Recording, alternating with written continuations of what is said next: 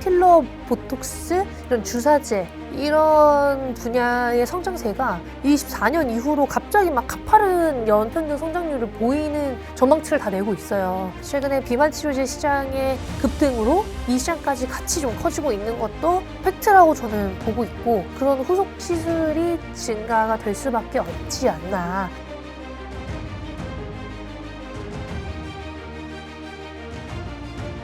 그 다음에 또 제가 여쭤보고 싶은 게, 제약바이오는 우리가 좀 더 장기적인 방향성을 보면서 공부를 했었다면, 이 분야는 사실 지금 당장 빨리 좀 더 네. 봐야 될 것 같다는 생각을 해요. 왜냐하면 계속 달려가고 있어요. 미용 의료기기 쪽인데, 저도 개인적으로 최소 한 달에 한 번, 웬만하면 한 달에 2번의 피부과에 간 게 지금 한 3년이 넘었거든요. 그래서 저는 피부과에 갈 때마다 물어봐요. 요즘 뭐가 잘 팔리냐? 네. 요즘 환자분들이 좀 는 것 같은데 이분들은 뭐 때문에 오시냐, 뭐 많이 받으시냐, 또는 요즘 외국인들이 좀 많아지는 것 같은데 이분들은 뭘 맞으시냐. 네. 근데 하나같이 리쥬란을 맞으신다고. 맞아요. 와. 다 이유가 있죠. 그래서 파마리서치가 저렇게나 올라가는구나. 다 이유가 있어. 왜 나는 물어보기만 하고 사지 않았는가. 맞아요. 네, 그런 생각을 좀 하면서 미용 의료기기 시장도 계속 좀 눈여겨보는데, 워낙 또 이 분야에도 계속 공부를 하시고 관심을 네. 가지고 계시잖아요. 일단 이 시장에 대한 전망을 좀 어떻게 보시나요? 저는 우리나라가 되게 오랜 기간 동안 다른 나라 대비 좀 앞서 있었던 게 이 우리나라가 미용 쪽이라고 생각하거든요. 화장품부터 시작을 해서 생각을 해보시면 CC크림도 우리나라에서 먼저 나왔지, 팩트 쿠션도 우리나라에서 먼저 나왔어요. 우리나라는 원래 화장품 선두주자인 거예요. 그러네요. 그러니까 지금 우리나라 화장품 기업들, 뭐 달바글로벌, 뭐 VT, 이제 APR, 여기는 뭐 메디큐브가 있으니까 이런 기업들 보시면 최근 주가도 되게 좋잖아요. 네. 근데 수출 데이터가 너무 잘 나오는 거예요. 매출도 정말 잘 나오고 있고 이게 줄어들지 않습니다. 계속해서 성장을 하고 있는데 이게 그렇게 빨리 꺾일 것이냐, 아직은 아니라고 저는 보고 있어요.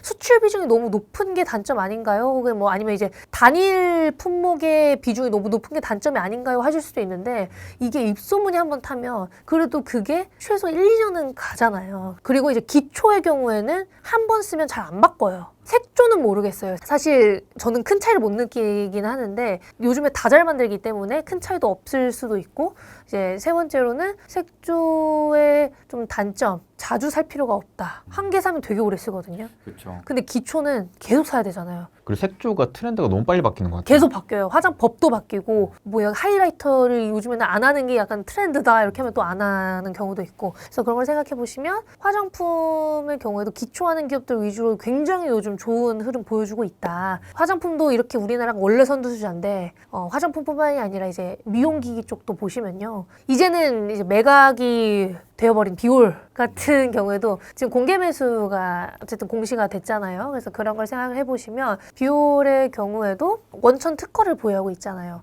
마이크로니들 RF라는 특허를 글로벌 회사인 인모드나 이런 기업들보다도 먼저 가져왔던 만큼, 먼저 특허를 낸 만큼 우리나라 미용기기에서 충분히 잘하고 있고, 오리지널이 울세라라고는 하지만 아직은 비상장인 이제 텐텍의 텐세라, 혹은 좀 오래되긴 했지만 슈링크, 클래시스의 슈링크의 경우에도 충분히 이제 훨씬 낮은 가격으로 좋은 효과를 보이니까 외국 애들 입장에서도 안 할 이유가 없는 거예요. 의료 관광도 매년 지금 성장을 하고 있고 YY가 거의 60에서 70%더라고요. 계속. 의료 관광도 늘어나는데 해외 수출도 늘어나지. 이런 장비의 특징이, 장비가 한번 들어가면 소모품 매출 계속 올라가잖아요. 장비 소모품을 써야 되니까. 그래서 그런 걸 생각을 해보시면 시장이 지금 당장 줄어들기는 좀 쉽지 않다. 그래서 한 내년까지는, 근데 내년 상반기까지는 그래도 계속 가져갈 수 있지 않을까, 그렇게 생각을 하고 있습니다. 근데 네. 문제는 관련 기업들이 너무 다 고공행진을 하고 있다라는 거라,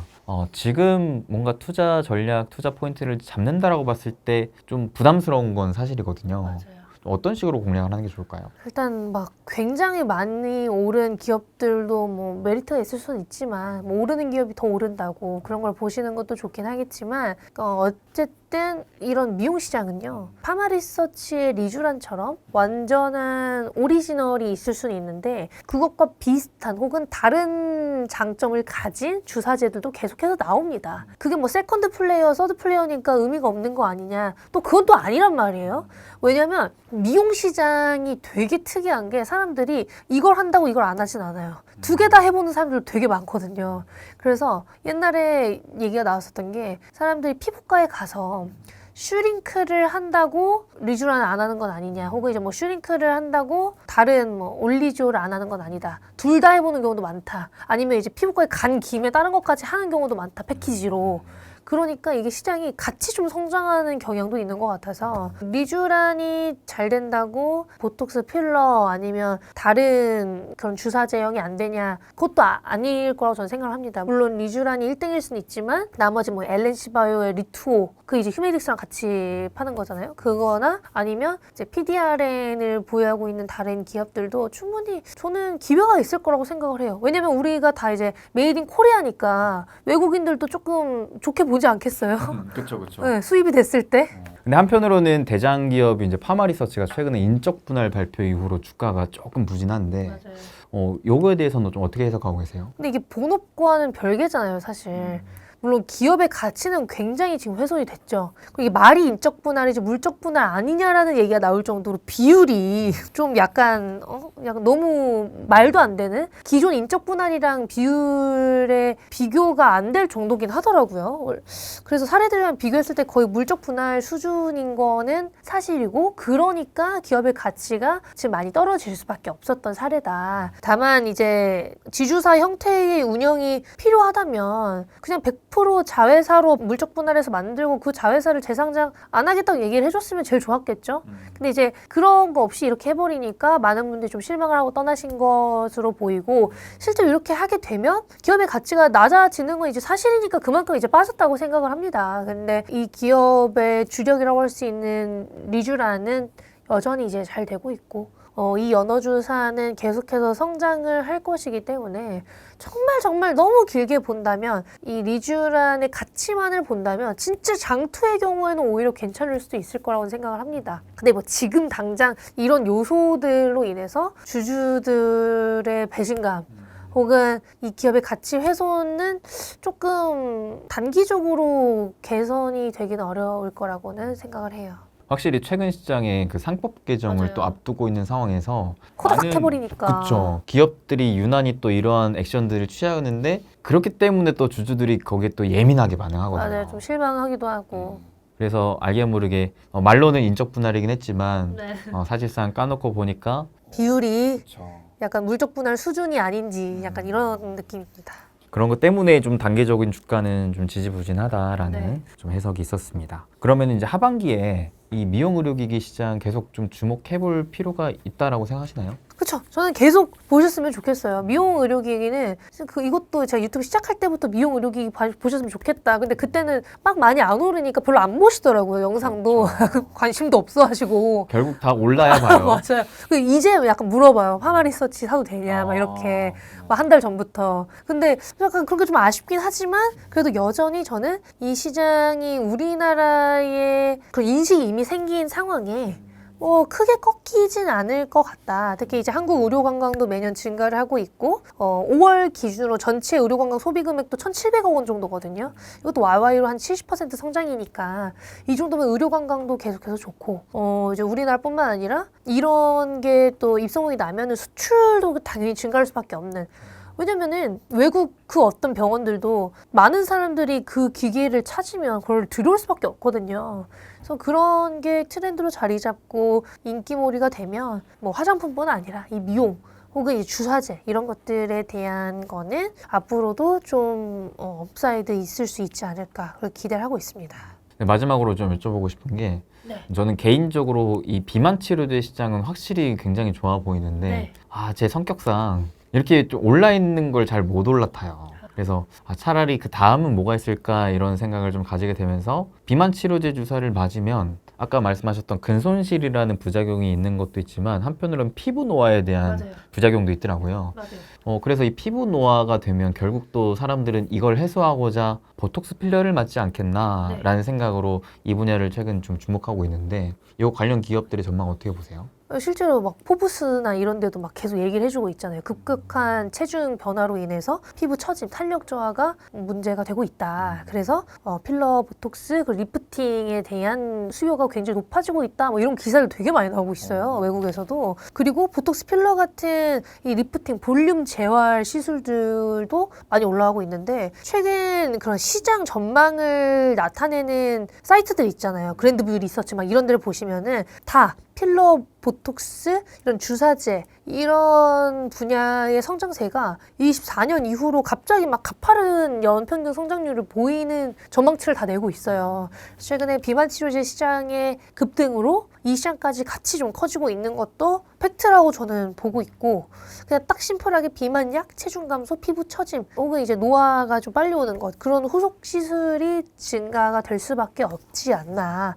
그렇게 기대를 하고 있습니다. 근데 사실 우리나라의 필러 기업이 뭐 많지는 않은 걸로 알고 있는데 필러 기업들 중에서 수출 어느 정도 잘 하고 있는 기업들은 계속해서 어느 정도 자리를 잡을 수는 있을 거라고 생각을 하고 있습니다. 근데 필러도 아시겠지만 워낙 해외 기업들이 짱짱한 기업들이 많아서 필러를 어디에 쓰느냐 그리고 어떤 사람들에게 좀 적합한지에 대한 그런 통계만 잘 쌓이게 된다면 주사제와 더불어서 같이 여기도 성장을 할 수 있을 거라고 기대를 합니다.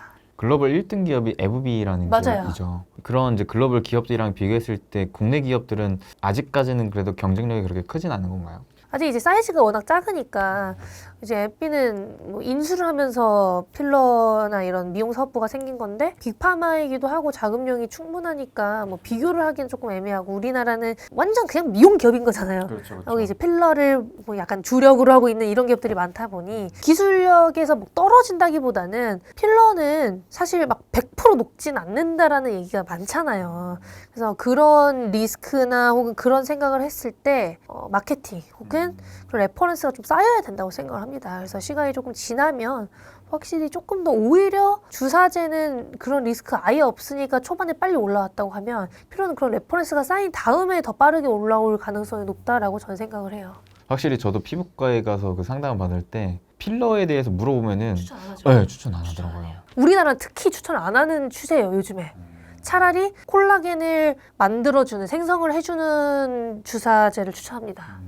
그래서 그것도 약간 좀 아쉬운 부분인 것 같긴 해요. 왜냐면 필러는 뭐 움직인다는 얘기들도 있고, 뭐 팔자나 이런 데 하면은 뭐 움직여요, 웃으면서 옆으로 가요, 뭐 아니면은 100% 사라지지 않기 때문에 조금씩 쌓입니다, 뭐 이런 경우도 있고, 뭐 코 수술하신 분들은 코필러 하신 적 있으시면 뭐 그거 갈가내야 돼요, 이런 얘기도 많이 한다고 하더라고요. 그래서 그런 걸 생각해보면 한계는 있을 것 같긴 해요. 한계는 있을 것 같긴 한데, 어느 정도의 그 수요는 계속 될 거니까, 제일 중요한 거는 이게 잘 녹는 걸 만드는 회사가 저는 1등을 할 수 있지 않을까 생각합니다. 두드러지진 않았죠, 그런 기업이. 그쵸, 막 아예 없어진다라는 거는 거의 들어본지 못한 것 같아요, 저도. 그래서 언젠가 피부과를 상담받으러 갔을 때 적극적으로 추천하면 그때가 시그널이겠구나. 그럴 수 있죠. 새로 나왔는데요, 막 이러면서. 요건 괜찮아요. 한번 받아보세요.